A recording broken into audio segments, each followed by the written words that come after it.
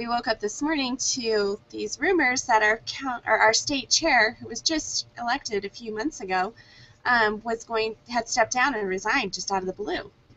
And so we started looking into it. It turns out it wasn't true.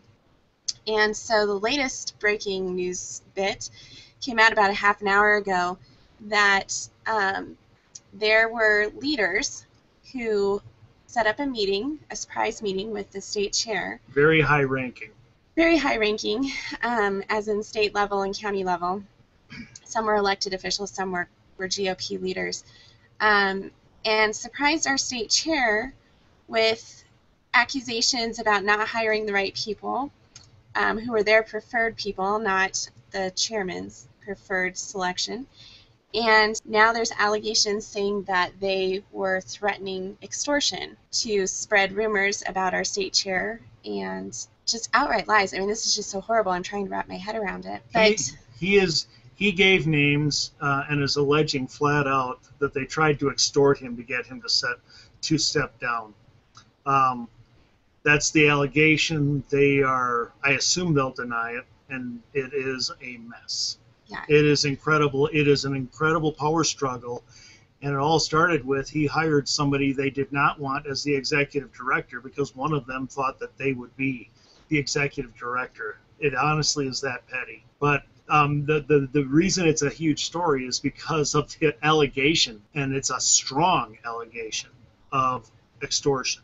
Yeah. Attempted extortion in what way, for what? I mean, with Denny Hastert, it was extortion to hide up a gay relationship. Is this anything salacious like that? Well, they're saying, they would have spread false rumors about him having an affair, and also they're accusing him, he's a small business owner, they're accusing him of benefiting from Obamacare, and basically saying that he's peddling things that would make money off of Obamacare. I don't know that part of the story. So I guess the reason that we really wanted to bring this up is just that, we talk so much on the Refinery about the reasons for why we're doing what we're doing, and it's really sad to see some of the people who got this man elected, who worked on his campaign, who pressed and persuaded others to vote for him, who are now turning on him for this petty, petty decision.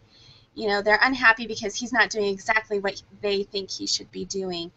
And they're the ones who put him in. And they're the ones who put him in. And, when we're looking at this, it's kind of like, wow, guys, have we really lost the why of why we're doing all of this? Is it really coming down to just a flat-out power struggle?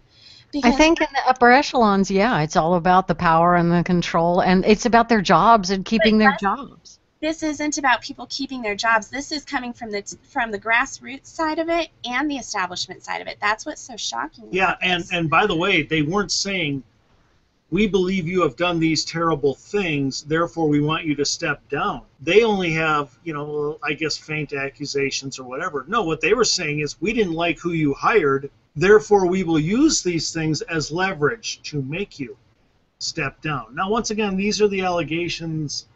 It's all fairly new, but he has made the statement right to the press saying all of this stuff very solidly. So we're going to see how it develops from there. But won't that put the whole party back a few steps?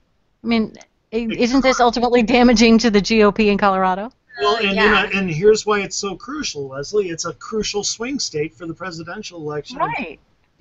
And it's also a crucial senatorial state. We're probably going to be losing Senate seats. Well, we certainly will in 2016. If we can take back the Colorado Senate seat, that will almost certainly preserve a Senate majority. So we've got a Colorado senator coming up again, because we just got Corey. Right. Yeah. It's Michael Bennet is the Democrat, very vulnerable. Oh, okay. So we have a chance at a pickup in Colorado on the Senate side. Yes. And here's the thing: Colorado is an absolutely crucial swing state in the 2016 presidential and the Senate majority. So that is why this is an enormous story. And guys, I just hate to.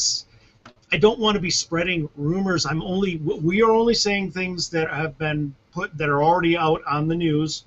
We're not spreading anything, and we're saying flat out, we don't know what's true. What we do know is this: power struggles division, and it is not, and it is incredibly damaging. We're shooting our own and ourselves in the midst of trying to win a state crucial for the party nationally. When I was living in the state of Washington, I tried to get involved in politics, and I went to one of the Republican parties, and so I was trying to get involved in this conversation about we need to appeal to the middle and pull more people in so that we can have more people voting for us. And the guy stood up and said, no, he's wrong. Essentially, you know, he says, I wrote this letter to the Seattle Times, and it basically was like, in your face, and everybody clapped and cheered for him, and I was like, I'm done with you guys. All you want to do is stuff it in people's face, have a, you know, in-your-face sort of moment, and I told you, and walk away. Well, people don't vote for that.